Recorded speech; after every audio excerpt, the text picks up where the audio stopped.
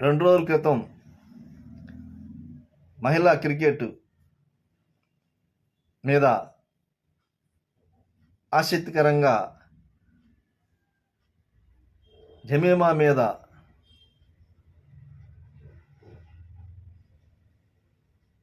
Trolling జరుగుతుంది. ఇక్కడ భారతదేశ ప్రజలు గుర్తుపెట్టుకునే విషయం ఏంటంటే, ఆస్ట్రేలియా మీద మహిళల క్రికెట్ జట్టు 7 సార్లు ఓటమి చవిచూసింది. అయితే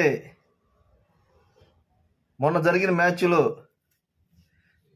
జమీమా ఆమె ఆరాధ్యం ఇష్ట దేవుడైన యేసు ప్రభు వారిని ఆమె స్మరణ చేసుకుంది. అది తప్పు కాదు. భారతదేశానికి వన్నె తెచ్చింది. ఈ రాష్ట్రంలో, ఈ దేశంలో కానీ మత స్వేచ్ఛ ఎక్కువ ఉంది. మహిళలు క్రికెట్ టీం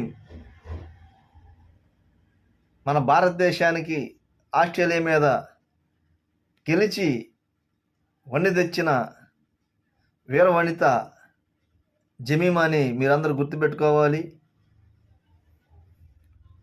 ఖచ్చితంగా ఆమె పోరాట ప్రతిమం, ఆమె ఆట తీరు, ఆమె ధైర్య సాహసాలతో ఆడి భారతదేశానికి ఒక మహా విజయం సెమీఫైనల్స్లో తెచ్చింది.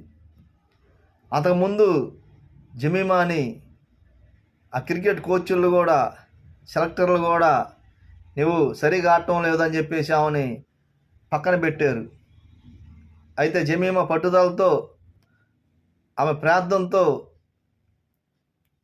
వారు చెప్పిన మాటలు అధిగమిస్తూ మొన్న జరిగిన సెమీఫైనల్స్లో అత్యధిక స్కోర్ సంపాదించి ఆమె దేవుని గణపరచడం ఎంతో శుభపరిణామం. అంతేకాకుండా భారతదేశానికి కూడా వన్నె తెచ్చింది. ఖచ్చితంగా భారతీయులందరూ ఆమెను అభినందించండి. రేపు ఆదివారం జరిగే ఫైనల్ మ్యాచ్లో కూడా భారతదేశ మహిళలు ఆ కప్పును సాధించాలని చెప్పేసి మీరందరూ తెలియజేయాలని, ఆ మీద ట్రోలింగ్స్ ఆపాలని చెప్పేసి మేము కోరుతున్నాను. మీ అందరికీ నా వందనాలు.